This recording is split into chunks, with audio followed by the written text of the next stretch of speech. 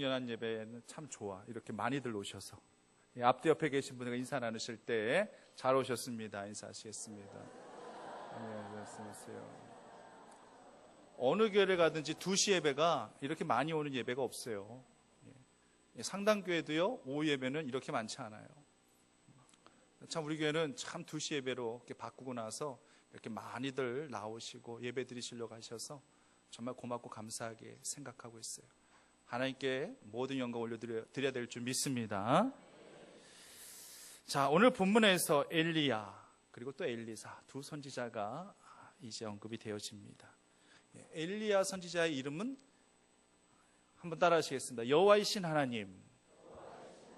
예, 여호와이신 하나님의 뜻을 갖고 있고요. 그리고 엘리사는 따라 하시겠습니다. 부요의 하나님. 예, 부요의 하나님이라는 뜻을 가지고 있어요.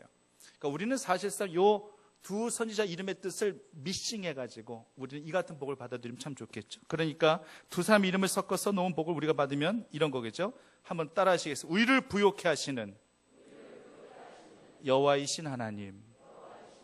할렐루야. 예, 이건 뭐 끝나는 거죠, 뭐 사실. 우리를 부요케 하시는, 신앙적으로도 영적으로도 우리를 부요하게 하시고, 우리가 살아감에 있어서 물질적으로도 부요케 하시고, 건강으로도 부요케 하시고, 우리를 모두 부요케 만드실 수 있는 능력의 여호와 하나님. 이 하나님을 지금 우리가 믿고 따르고 섬기고 있다라고 하는 것입니다. 그런데요, 정말 이름 그대로들 그렇게 살았어요. 정말 엘리 사선지자는 좀 부유하게 살았고 엘리야 선지자는 그렇게 부유하지 못했어요. 그러나 엘리야 선지자 이름의 뜻이 여호와이신 하나님이란 뜻을 갖고 있는 것처럼 언제든지 항상 그는 여호와이신 하나님만을 늘 그렇게 높이며 인정하며 그렇게 선포하며 살았던 또 선지자는 또 엘리야 선지자였습니다. 자, 그래서 예전 어른들은 이름 짓는 것을 아주 신중하게 생각해서 이름을 지었잖아요. 그래서 장명서에서 비싼 돈을 지불하면서까지 이름을 짓지 않습니까? 한번 내 이름은 저희 부모님이 장명서에서 이름을 지은 이름입니다. 한번 손 들어보세요. 몇 분 계시네요. 예. 예전엔 다 거의 그렇게 해서 돈을 얼마 줘야 되는 건지 모르겠지만은 그렇게 돈을 지불하면서까지 장명서 이름을 다 지었어요. 제 이름에 덕자가 들어가지 않습니까? 전 덕자가 참 투박해서 넣으면 정말 싫어요. 아마도 큰 덕이란 이 한자 때문에 아마 이 덕자를 많이 사용한 것 같은데, 이 덕자라는 그런 발음이 이게 된 발음이 자꾸 되다 보니까 떡자로 자꾸만 불려져 가지고 뭐가 좋아요? 하나도 안 좋아요.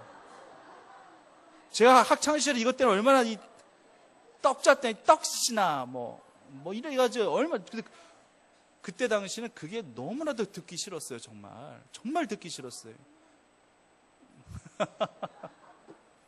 저희 집 사람도 이름이 덕혜인데 학창 시절에 당신은 놀림 받은 거 없냐 했더니 노상 애들이 떡혜야 떡혜 와라, 노상 그걸로 또 놀림을 받았다고 하더라고요. 그러니까 저희 처가 쪽도 이름이 다 덕자가 들어가요. 저희 장인어른이 지금 연세가 95세신데, 그러니까 저희 집사람도 누뚱이에요. 저도 지금 누뚱이 미나가 있지 않습니까? 그러니까 저 사람도 누뚱이로 태어난 겁니다, 결국에는. 근데 이 95세 옛날 어르신인지라 자꾸 한자로만 이름을 지으신 것 같은데 왜 이렇게 덕자를 이렇게 좋아하셔가지고 그 이름에, 일남 사녀의 이름에 덕자를 다 집어넣어 버렸어요. 그냥 그 첫째 형님 이름이 덕남, 그 다음에 큰 처형부터 큰 처형 이름이 덕자, 둘째 처형 이름은 저 이름하고 또 비슷해, 덕순. 여자 이름이 덕순이가 뭡니까? 덕순이가, 그죠? 나 덕신이도 싫은데, 남자인 나도 내 이름이 싫은데. 그러니까 셋째 이름이 덕희라는 표현은 요즘 많이 우리 마지막 막내 집사람 덕혜, 한자로는 좋죠. 다 좋은 한자죠.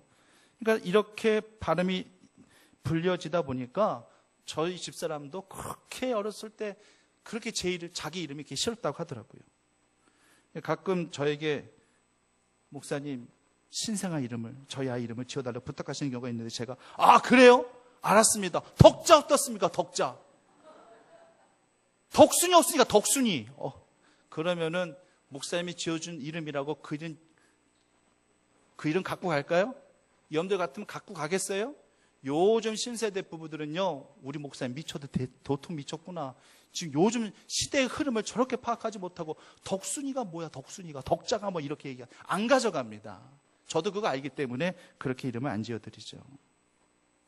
엘리야 선지자하고 엘리사 선지자하고 형제일까요, 형제가 아닐까요? 형제예요, 형제가 아니에요? 이름 비슷하잖아요.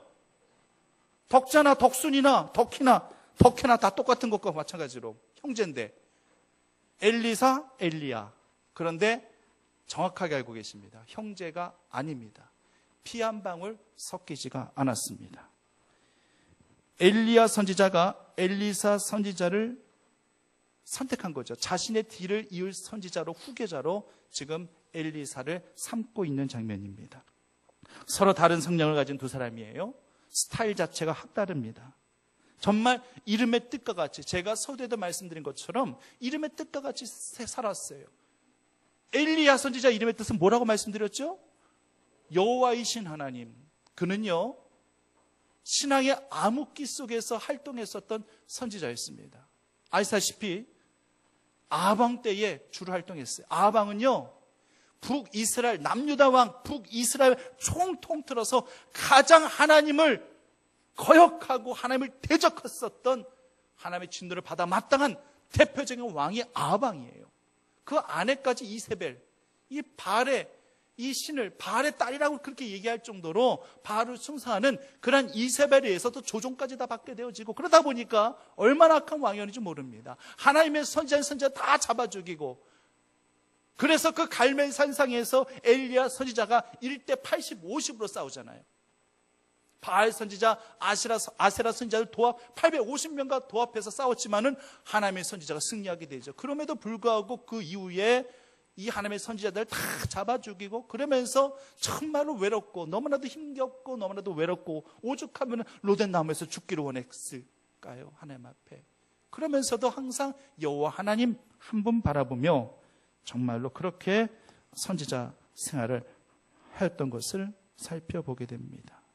그런데요, 엘리사 선지자는요, 전형적인 농사 짓는 소박한 사람이에요.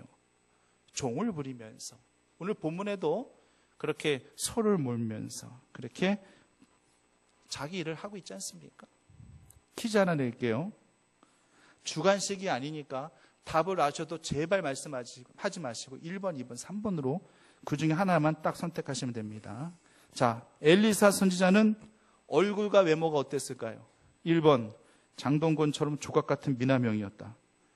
2번, 배용준처럼 부드러운 미남형이었다. 3번, 별로 잘 안 생긴 대머리였다. 정답은? 너무 싱겁게 맞추시네요. 왜 잘생겼다는 생각은 안 들어요? 성경에 안 나오니까.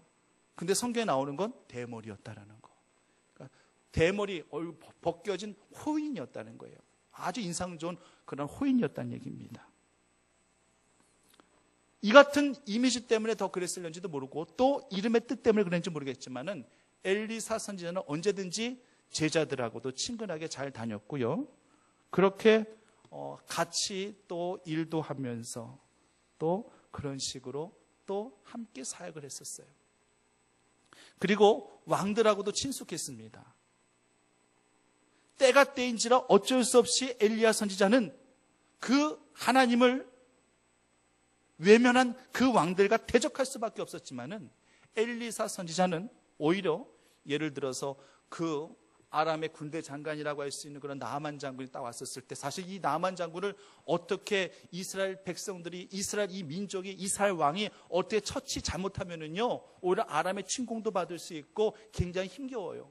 자신의 그 문둥병, 자신의 나병 고침받기 위해서 일단 찾아왔었을 때에 엘리사 선지자 그래도 자연스럽게 요단강물에 7번 들어와서 몸을 담그면 깨끗이 나을 것이란 말에 전적으로 순종하고, 그것 때문에 결국에는 아람이라 하고 어느 순간이었지만은 친화적인 관계를 맺게 됩니다. 그래서 결정적인 역할을 바로 엘리사 선지자가 하게 되니까 결국에는 엘리사 선지자는 이스라엘 왕의 입장에서 본다는 할지라면은 굉장히 높임 받을 수밖에 없는 거죠. 등을 질려 등을 질 수가 없는 거죠. 또 역시 우리가 잘 알다시피 또 이 아람의 그러한 이 민족이 전쟁을 할 때마다 이스라엘 민족이 패하게 되니까 대체 이유가 뭐냐? 어떻게 우리가 공격하려고 그러면은 어째 저 이스라엘 민족이 저렇게 정확하게 그 공격받는 그곳에 그 복병을 숨겨둬 가지고 우리가 전쟁할 때마다 어떻게 다 그렇게 실패하느냐? 도통 이유가 뭐냐? 물어봤더니만 그 사신 중에서 하나가 대답하기를 알고 봤더니만요, 저 이스라엘 민족에게는요 엘리사라는 그런 선지자가 있는데 엘리사 선지자가 하나님의 선지다 보니까 하나님의 그런 어떤 미래적인 것들을 다 예언해가지고 우리가 공격해야 될 그 모든 곳들을 미리미 다 알려줘가지고 미리미 다 수비하게 하고 방어하게 하고 그렇게 해서 우리가 전쟁할 때마다 지는 겁니다. 이런 보고가 들어왔어요. 그러니까 이제 이 아람의 왕이 그래? 안 되겠어. 그러면은 엘리사 선지자를 잡으러 가자.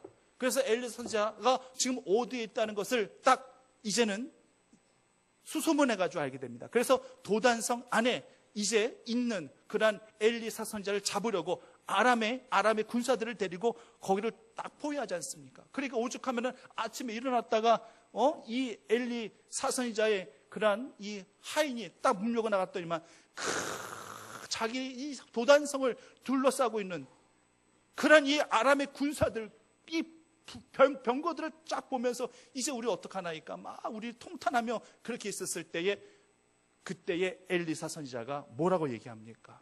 기도하죠. 하나님, 이 종의 눈, 이 사안의 눈을 열게 하옵소서. 그래서 이 종의 눈이 확 열려지니까 이제 뭘 보는 거예요? 이제는 이 도단성을 둘러싸고 있었던 그런 이 아람의 그런 군사들, 병거들을 또 둘러싸고 있는 저 산 주위에 하나님의 나라의 불병과 불말들을 보게 하셨던 거예요. 결국 그래가지고 그 싸움은 누가 이기는 싸움이에요? 결국 하나님이 이기게 하신 그런 하나님의 싸움이 되었던 거예요. 이렇게까지 되어지니까 여사바 왕 같은 경우는 아주 자연스럽게 친숙하게 친밀하게 이 엘리사 선지자하고 내통이라면 좀 표현이 좀 그렇고요. 교통하게 됩니다. 아주 자유스럽게 그렇게 궁에도 들어갔다 나오고 그러면서 그런 원만한 관계를 바로 유지를 할 수 있었던 것이었죠. 그에 반해 스승 엘리야는 우상 숭배와 악정으로 타락한 왕정의 정면 도전에서 극한 투쟁을 하다 보니까 평생 뭐 잘 살거나 그런 거 없었어요. 빈들이나 산에서 야인과 같이 그렇게 살았어요. 그러니까 두 사람이 굉장히 극과 극의 그러한 이 선지자 활동을 했던 것을 보게 됩니다. 중요한 것은 두 사람 모두 각자의 위치에서 최선을 다해서 주님을 위해 헌신한 선지자들이었다라는 거. 이것만큼은 우리가 절대 부인할 수가 없습니다. 본문에서 지금 엘리사가 뭐하고 있다고 소명받은 거예요? 12마리 소를 몰고 가다가 거기서 바로 소명을 받게 됩니다. 당시에는요, 선지자 후보생들이 많았습니다. 이 6장 1절 말씀 보면 선지자의 생도들이 나오죠. 선지자의 생도란다 할지라면 지금으로 말하면 그런 신학교라고 그렇게 말씀드릴 겁니다. 그 엘리사는요, 그 신학교, 그 선지자의 생도들이 공부하는, 선지자가 되기 위해서 공부하는 그런 어떤 수순을 그런 학교에서 양성받은 것이 절대 아니에요. 그는 부잣집 아들이긴 했습니다. 하지만 손수 땀 흘리며 밭을 갈았었던 거예요. 다시 말씀드려서 자기가 결코 선지자가 되어질 것이라 생각지도 못하고 있었던 그 차에 자신의 일에 최선을 다해서 일을 하다가 그 장소에서 바로 선지자의 소명을 받게 되었다라고 하는 것입니다. 그렇기 때문에 내가 무슨 일이든지 내가 맡고 있는, 내가 감당해야 될 그 모든 자신의 주어진 일에 최선을 다하는 것은 너무나도 중요한 겁니다. 마태복음 24장 40절 말씀 보면은 이제 휴거에 대해서 얘기합니다. 마지막 말셀 때에 하나님께서 이런 식으로 이렇게 세상을 심판할 것이며 이렇게 구원 얻을 자를 그렇게 데려갈 것이며 구원받지 못할 자들을 이렇게 버려두게 될 것이며 이것을 예언적으로 말씀하신 것이 마태복음 24장의 말씀이에요. 그래서 이제 적그리스도가 출현할 것이며 난리가 날 것이며 기근과 기근이 일어날 것이며 말세의 그 징조들이 다 나타나지 않습니까? 요즘 현상들이 적그리스도를 칭하는 자들이 나타나게 될 것이고 정말 말세의 지말을 살아가고 있음이 그 마태복음 24장의 말씀을 보면서 우리는 자연스럽게 알 수 있어요. 그때 24장 40절 말씀을 보면은 어떤 말씀을 주고 계시는가 하면은 두 사람이 밭에서 일을 하고 있는데 하나는 데려감을 받고 하나는 버려둠을 당할 것이라고 말씀하고 있어요. 두 여인이 가만히 있었던 것이 아니에요. 그래서 맷돌을 가면서 같이 일하고 있었던 거예요. 요즘같이 더운 여름날 저는 콩국수를 즐겨 먹어요. 콩국수 좋아하세요? 별로 안 좋아하시나 봐요. 저희 둘째 아들은 지금까지 아빠 콩국수는 대체 무슨 맛으로 먹는 거냐 그래요. 콩국수의 맛을 모르니까 그러죠. 콩국수가 얼마나 고소하고 얼마나 맛있는데요. 그거 밥에다 말아 먹어도 맛있습니다. 밥에다 안 말아 드셔보셨어요? 저는 콩국수 밥에 많이 말아다 먹어봤는데 국수로만 먹는 거 아니에요. 거기 밥도 넣어서 먹어요.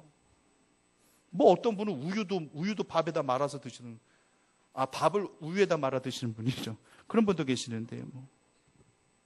제가 자주 가는 콩국수 집에는 이런 글씨가 적혀 있는 플랜카드가 붙어 있어요. 저희 집에서는 맷돌로 콩을 갑니다. 그래서 저는 이 문구가 마음에 들어가지고 거기서 먹기 시작했는데 정말 그렇게 느껴져서 그런지 굉장히 고소합니다. 굉장히 맛있습니다. 거기가 어디라고 제가 설명을 안 하겠습니다. 괜히 거기 홍보하는 것 같아서. 제가 어렸을 때만 해도 할머니가 이렇게 맷돌에다가 이렇게 콩을 그 안에 한두 개씩 이렇게 집어 가운데다 이렇게 넣어가시면서 이렇게 콩을 가시는 것을 종종 보았어요. 그것 가지고 이제 비지찌개도 해 먹고, 비지찌개 드셔보셨어요? 자꾸 먹는 얘기만 해서 죄송하네. 예. 비지찌개도 김치 넣고, 그냥 비지찌개도 맛있지만 김치 넣고 또 비지찌개도 김치 비지찌개라고 그러죠. 그것도 굉장히 맛있어요. 그렇게 해서 드시기도 하시고 콩국물로 드시기도 하시고, 그때 정겼던 추억이 있어요. 그리고 아이들과 우스갯소리로 또 이런 장난도 한 적이 있어요. 네 머리 위에 돌 하나 올려놓으면 뭐게? 네 머리 위에 돌 하나 올려놓으면 뭐게? 정답은 뭐예요? 맷돌. 이런 식으로 놀려먹기도 하고 그랬었어요.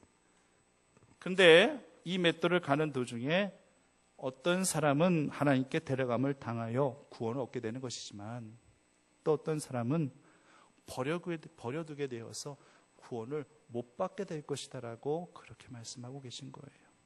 그래서 저는 이 말씀 이후 맷돌을 볼 때마다 구원받은 자의 삶이 돼야 되겠구나. 다시 한번 그러한 내 자신의 삶을 다시 한번 되돌아보게 됩니다. 여러분들은 버려둠을 당하는 자의 자리에 서지 마시고 데려감을 당하는 자리에 늘 서시기를 간절히 바랍니다. 신앙의 강직함을 가지고 믿음을 가지고 우리가 버려둠을 당해서야 되겠습니까? 요즘에도 강아지들 가운데 속에서도 엄마 아빠라고 부르면서 그렇게 가정에서 정말로 사람보다 더 극진한 대접받고 키움받는 애완견들도 있는가 하면은 밖에 버려진 유기견들도 너무 많아요. 돌아다니는 유기견들 보면은 이게 족보 있는 것인지 아닌지 이건 중요하지가 않아. 과연 주인이 있는지 없는지가 중요해요. 주인이 없는 그런 개들은 다 유기견이에요. 요즘에 이렇게 돌아다니는 개들 보면은 별 생각이 다 들어요. 야, 어떻게 복날 살아남았다 너는? 뭐 이런 생각도 들고요. 예? 대체 주인이 있는 거니 없는 거니 이런 생각도 들고요. 우리가 마지막 때에 우리가 구원받지 못한 자의 데려감을 당하지 못한 자리에 서지 못하고 우리가 버려둠을 당하는 그런 방치되어진 그런 자리에 쓴다는데 할지 우리 유기견하고 뭐가 다르겠어요? 그때 당시는 어떻게 더 이상 할 방법이 없어요.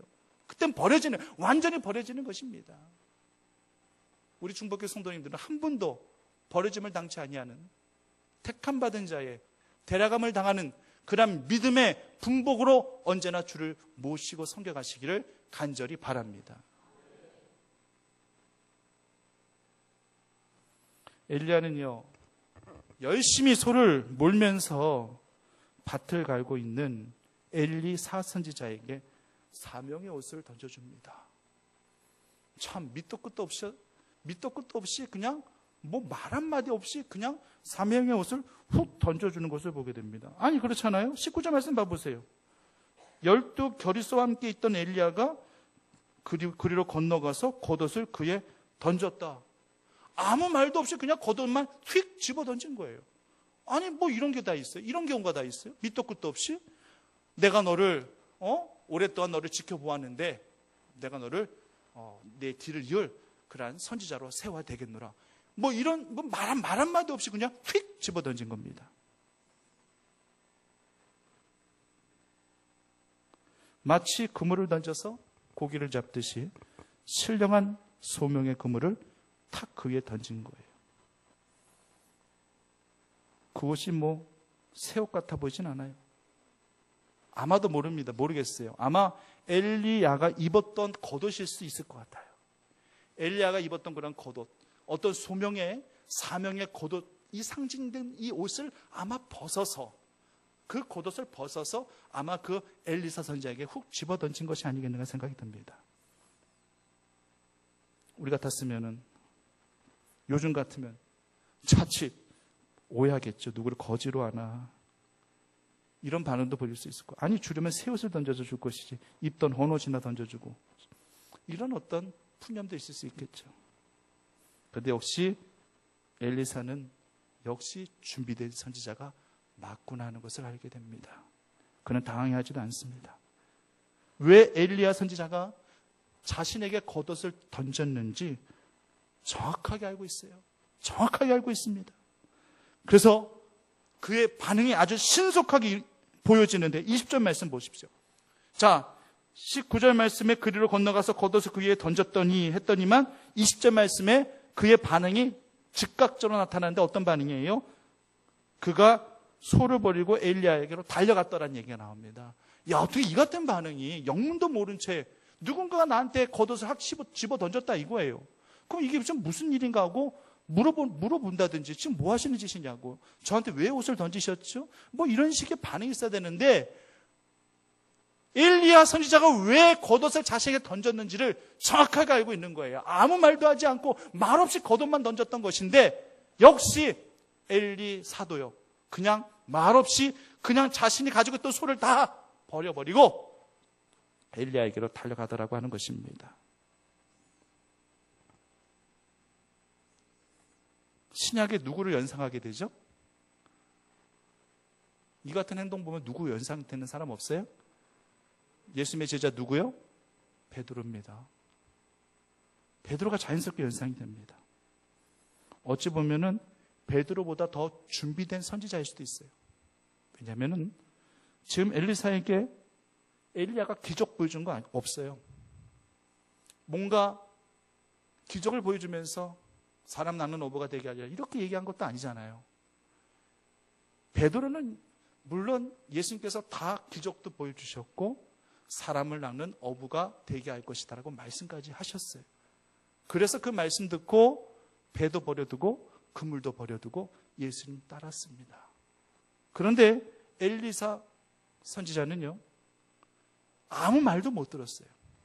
어떤 말도 못 들고 단지 겉옷만 받았을 뿐입니다. 그런데 소를 다 버리고 갑니다. 그것뿐만인가요? 21절 말씀 보니까 자기가 가지고 있었던 소의 기구까지 다 불살라버립니다. 그래서 다 줘버리고 불살라버릴 것 다 불살라버리고 버릴 것들 다 버려버리고 그리고 온전히 이제 엘리야를 따르며 수종 들고 있는 그러한 엘리사의 모습을 보게 됩니다. 소를 버린다고 하는 것, 그 모든 농기구들을 다 불살라 버린다라고 하는 것, 이제 내가 주님 따르는 일에만, 이 선지자의 사역에만 내가 올인하겠다는 거겠죠. 소는요 충직하긴 하지만 그러나 무척이나 고집스럽고 또 뿔로 들이받고 뒷발로 걷어차기까지 하는 것이 이것이 소예요. 주님의 찬제자 되기 위해서는 내 안에 있는 이런 본성들을 모두 다 불살라 버려야 될 줄 분명히 믿습니다. 주님을 따르는 것이 쉽지가 않죠. 나를 부인한다는 것이 뭐겠습니까? 나의 나됨을 부인한다는 것인데, 나의 나됨은 나의 이 같은 악한 본성들, 순간순간 하나님의 영광을 가리우는 나의 이런 어떤 악한 본성들이 내 안에 내재되어 있을진데 이것마저도 다 불살라버리고 십자가 앞에 내려놓고 순전한 모습으로 하나님을 믿고 따르는 자, 이 같은 자가 바로 이 시대에 하나님께서 원하시는 엘리사 선지자 같은 그러한 선지자임을 분명히 믿고 고백하시면서 우리 사랑하는 우리 충북교회 성도님들은 이 무더운 여름에 언제든지 하나님의 마음을 속 시원하게 들을 수 있는 시원한 생수와 같은 그러한 믿음의 선지자요, 믿음의 제사장이요, 믿음의 성도로서 주님 기뻐 여겨드리시는 주의 자녀들 다 되시기를 간절히 축원합니다. 살아역사하신 아버지 하나님, 사명의 겉옷을 절대 벗지 아니하는 저희 모두가 되게 하여 주시옵소서. 엘리사 선지자는 아무 얘기도 듣지도 못했습니다. 어떠한 기적도 보여지지도 않았습니다. 그런데 그들은 말씀 앞에, 아니 그 행동 앞에 그대로 무릎 꿇고 겸허히 순종합니다. 하나님, 우리가 인생 살아가면서 내 눈앞에 내가 보여지고 느낄 수 있는 그런 기적이 없다고 해서 하나님께서 나를 택한 것이 맞는 것인가? 진짜 하나님께서 이 시대에 나를 지금 부르고 계신 것이 맞는 것인가? 우리 의심할 때도 너무나도 많이 있습니다. 그러나 이제 더 이상 의심하지 않겠습니다. 때로는 말없이 우리에게 다가오셔서 우리의 사명의 겉옷을 우리에게 입혀주시고자 하실 때에 그것을 순순히 받들고 주님 앞에 모든 것, 청산할 것도 청산하고 불살라버릴 것들 다 불살라버리고 우리의 악한 본성의 마음마저도 십자가 앞에 내놓고 다시 한번 주님을 순전히 붙들고 붙잡고 나아가는 주의 믿음의 자녀들이 다 되어질 수 있도록 하나님께서 온전히 인도하여 주시옵소서. 예수님의 이름으로 기도드립니다.